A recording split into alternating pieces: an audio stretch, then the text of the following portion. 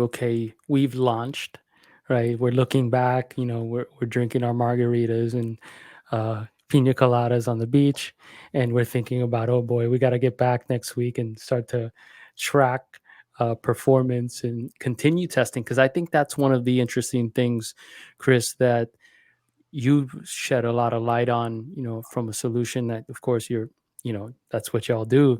But beta testing doesn't stop, right? Testing doesn't stop. Like it's ongoing. A lot of the time, as founders or startups, we think a lot about like the launch and the beta, and is that thing that you do when you launch the business early on. Of course, I spent most of my career launching things, um, but it's not, right. You continue to iterate, you continue to test.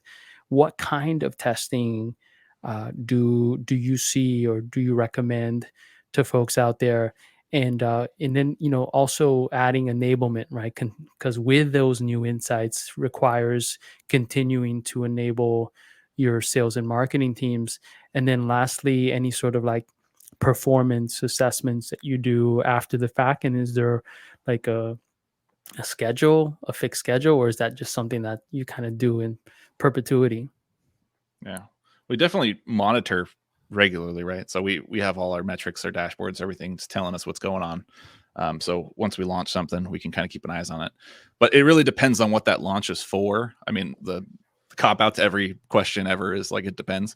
But if we're looking at a feature that's really targeted to our existing user base, and we're looking for adoption, we want the hit adoption because we feel like it's going to make the user a little stickier, like they're gonna stay around longer.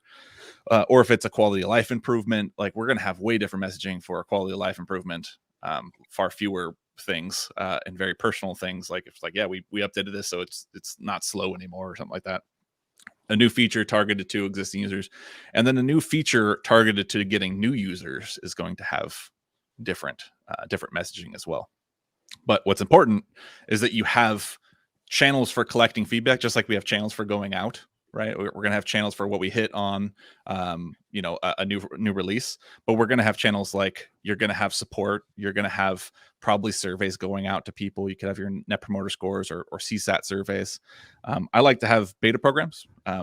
So when you think of like Apple iOS, like they always have a beta program going. They always have the next thing that they're testing and features. And the state of it is most companies are releasing regularly, whether or not it's weekly or every 2 weeks or monthly or once a quarter or something like that. And it's important to make sure that we get that feedback from users because we're gonna relaunch the next thing, right? We're gonna tweak the previous thing that we just got feedback on. So when we talked about like your messaging is never really finished, it's like using a program that you have access to users is going to be important because it's not always going to happen just from the survey.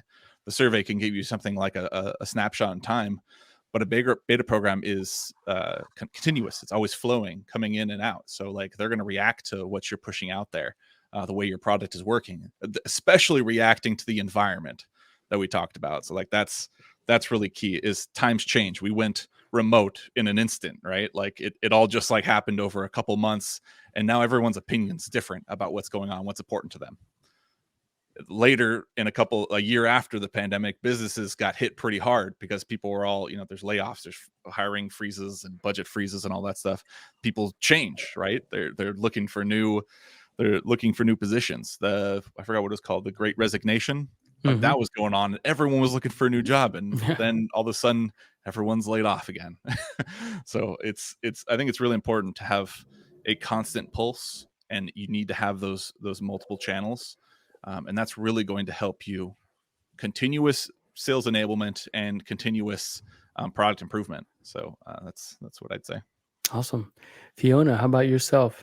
Specifically from your perspective as a product marketer. Yeah, yeah. As a product marketer, kind of sitting at the intersection of so many teams, I like to, define KPIs early on that don't just, ideally they will level up to our highest business goals, but I like to identify and choose KPIs that apply to several different teams. So keep an eye on product metrics, marketing metrics, and also sales. So looking at on the product side, adoption rate, usage, on marketing, like leads or CAC, and then in sales, thinking about revenue or time to close or pipeline.